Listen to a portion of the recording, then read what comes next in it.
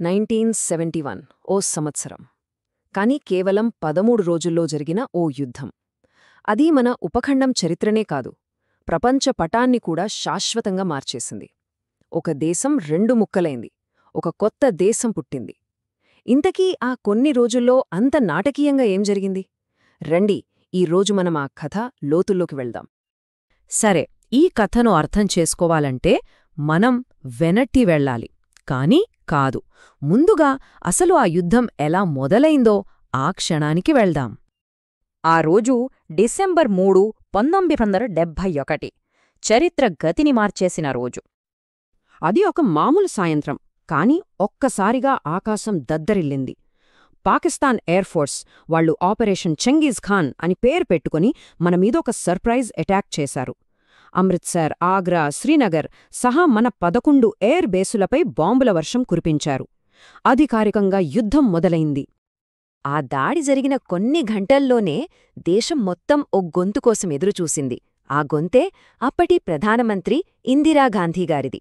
ఆమె all India రేడియోలో కొన్ని గంటల క్రితం పాకిస్తాన్ మనపై దాడి చేసింది అని చెప్పి మన దేశం మీద యుద్ధం ప్రకటించబడిందని స్పష్టం చేశారు.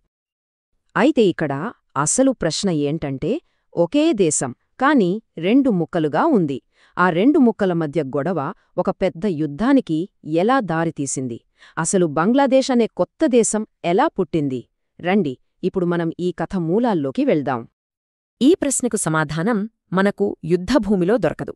దాని మూలాలు వెతుక్కుంటూ మనం చాలా వెనక్కి వెళ్ళాలి. సరిగ్గా 1947కి, పాకిస్తాన్ పుట్టినరోజులకు.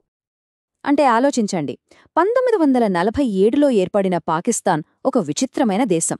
ఒక భాగం పశ్చిమ పాకిస్తాన్, ఇంకొక భాగం తూర్పు పాకిస్తాన్. మధ్యలో ఏకంగా 1500 కిలోమీటర్ల దూరం, అది మన భారతదేశం ఉంది మధ్యలో. ఎంత విచిత్రమైన ఏర్పాటు కదా! అసలు ఈ నిర్మాణమే ఆ తర్వాత రాబోయే తుఫానుకి కారణమైంది. అయితే ఈ రెండిటి మధ్య దూరం కేవలం భౌగోళికంగానే కాదు, చాలా విషయాల్లో ఉంది. ఉదాహరణకి జనాభా చూస్తే ఎక్కువ మంది ఉండేదే తూర్పు పాకిస్తాన్లో, కాని పవరంతా ఎక్కడుంది? పశ్చిమ పాకిస్తాన్ చేతుల్లో. రాజకీయం, సైన్యం అన్నీ వాళ్ల కంట్రోల్లోనే ఉండేవి. అంతేనా? భాష వేరు, సంస్కృతి వేరు, చివరికి వాళ్లు ఎదుర్కొంటున్న ఆర్థిక పరిస్థితులు కూడా పూర్తిగా వేరు. ఈ తేడాలు, ఈ అసమానతలు కేవలం మాటలకే పరిమితం కాలేదు. అవి తూర్పు పాకిస్తాన్ ప్రజల జీవితాలను దశాబ్దాలుగా కాల్చేశాయి. అదెలాగో చూద్దాం. ఆర్థిక వివక్ష ఎంత దారుణంగా ఉండేదో చెప్పడానికి ఇది ఒక ఉదాహరణ. దేశం మొత్తం బడ్జెట్లో 75%, అంటే 4/3 పశ్చిమ పాకిస్తాన్కే వెళ్లేవి. మరి ఎక్కువ జనాభా ఉన్న తూర్పు పాకిస్తాన్కు వాళ్లకి దక్కింది కేవలం 25%. ఈ అన్యాయం ఎంత తీవ్రంగా ఉందంటే, పశ్చిమ పాకిస్తాన్లో ఒక సగటు మనిషి సంపాదన తూర్పు పాకిస్తాన్లో మనిషి సంపాదన కంటే ఏకంగా 61% ఎక్కువ. అంటే వాళ్లు సంపన్నులవుతున్నారు, వీళ్లు పేదరికంలో మగ్గిపోతున్నారు. ఈ ఆర్థిక దోపిడీ వాళ్లలో కోపాన్ని పెంచింది. డబ్బు ఒకవైపు, మరోవైపు వాళ్ల సంస్కృతిపై కూడా దాడి మొదలైంది. పాకిస్తాన్ వ్యవస్థాపకుడు మహమ్మద్ అలీ జిన్నా 1948లో ఒక ప్రకటన చేశారు. దేశంలో చాలామంది మాట్లాడని ఉర్దూనే ఏకైక అధికార భాష అవుతుందని చెప్పారు. ఇది బెంగాలీ ప్రజల ఆత్మగౌరవాన్ని దారుణంగా దెబ్బతీసింది. ఆలోచించండి, దేశ జనాభాలో సగానికి పైగా, అంటే 56% మంది బంగ్లా మాట్లాడతారు. అలాంటిది ఉర్దూని రుద్దడమేంటి? దీనికి వ్యతిరేకంగా పెద్ద ఉద్యమమే మొదలైంది. అదే బెంగాలీ భాష ఉద్యమం. 1952 ఫిబ్రవరి 21. ఆ రోజుని వాళ్లు ఎప్పటికీ మర్చిపోలేరు. శాంతియుతంగా నిరసన చేస్తున్న విద్యార్థులపై పోలీసులు కాల్పులు జరిపారు. ఈ ఘటన బెంగాలీ జాతీయవాదమనే నిప్పుకి ఆజ్యం పోసింది. ఇలా దశాబ్దాలుగా పేరుకుపోయిన ఈ అసంతృప్తి, ఈ కోపం చివరికి ఒక రాజకీయ తుఫానుగా మారింది. అదే యుద్ధానికి దారితీసిన అసలు కారణం. ఆ తర్వాత జరిగిన సంఘటనలు చాలా వేగంగా జరిగిపోయాయి. 1970లో దేశంలో మొదటిసారి ఎన్నికలు జరిగాయి. అందులో తూర్పు పాకిస్తాన్కి చెందిన Sheikh Mujibur Rahman party Awami League clear మెజారిటీతో గెలిచింది. ప్రజాస్వామ్యబద్ధంగా వాళ్లకి అధికారమివ్వాలి కదా. కాని పశ్చిమ పాకిస్తాన్ పాలకులు ఒప్పుకోలేదు. ఎన్నికల ఫలితాలనే రద్దు చేశారు. ఇక ప్రజల ఆగ్రహానికి అడ్డుకట్ట లేకుండా పోయింది. ప్రజాతీర్పును గౌరవించాల్సింది పోయి పాకిస్తాన్ సైన్యం ఒక దారుణమైన పనికి పూనుకుంది. అదే ఆపరేషన్ సర్చ్ లైట్. ఇది ఒక నరమేధం. బెంగాలీ జాతీయవాదులు, విద్యార్థులు, మేధావులు ఇలా తమకు వ్యతిరేకంగా గొంతు విప్పిన ప్రతి ఒక్కరినీ వెతికి చంపడం మొదలుపెట్టారు. చరిత్రలో ఇది ఒక మాయని మచ్చ. సరే, ఇది పాకిస్తాన్ అంతర్గత విషయం కదా. మరి ఇండియా ఎలా ఈ గొడవలోకొచ్చింది? అదెలాగో ఇప్పుడు చూద్దాం.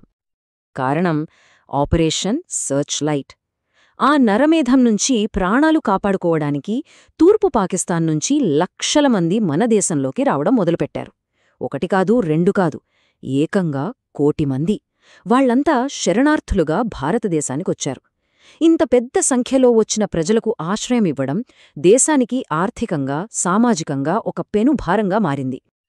ఈ మానవతా సంక్షోభాన్నే భారతదేశం ఇక చూస్తూ ఊరుకోలేకపోయింది. అందుకే కొన్ని కీలక నిర్ణయాలు తీసుకుంది. ఒకవైపు బంగ్లాదేశ్ స్వాతంత్ర్యం కోసం పోరాడుతున్న ముక్తిబాహిని అనే విమోచన దళానికి సహాయం చేసింది. మరోవైపు ఇందిరాగాంధీగారు మన సైన్యాన్ని యుద్ధానికి సిద్ధంగా ఉండమని ఆదేశించారు. ఇక పాకిస్తాన్ మన ఎయిర్ బేస్లపై దాడి చేయగానే యుద్ధం అధికారికంగా మొదలైంది. ఇక యుద్ధం మొదలయ్యాక కథ వేగంగా మారిపోయింది. దాని ఫలితాలేంటో చూద్దాం. పాకిస్తాన్ ఊహించని విధంగా కేవలం 13 రోజుల్లోనే భారత సైన్యం నిర్ణయాత్మక విజయం సాధించింది.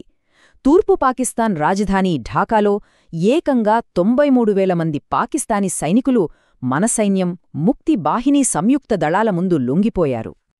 ఈ 93,000 సంఖ్య ఎందుకు అంత ముఖ్యమంటే, 2వ ప్రపంచ యుద్ధం తర్వాత ప్రపంచ చరిత్రలో ఇంత పెద్ద సంఖ్యలో సైనికులు లొంగిపోవడం ఇదే మొదటిసారి. ఇది పాకిస్తాన్కు ఎంత పెద్ద ఓటమో మనం అర్థం చేసుకోవచ్చు. యుద్ధం ముగిసింది.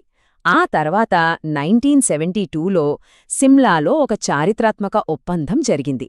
ఈ ఒప్పందంలో పాకిస్తాన్, బంగ్లాదేశ్ ఒక స్వతంత్ర దేశమని అధికారికంగా ఒప్పుకుంది. మనం బందీలుగా పట్టుకున్న 93,000 మంది సైనికులను తిరిగి ఇచ్చేశాం. అలా ప్రపంచపటం మీద బంగ్లాదేశ్ అనే ఒక కొత్త దేశం సగర్వంగా నిలిచింది. మొత్తం ఈ కథంతా విన్నాక మన మదిలో ఒక ప్రశ్న మెదులుతుంది.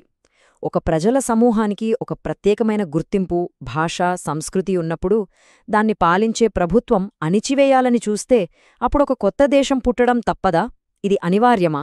ఈ ప్రశ్నతోనే ఈ విశ్లేషణను ముగిద్దాం. దీని గురించి ఆలోచించండి.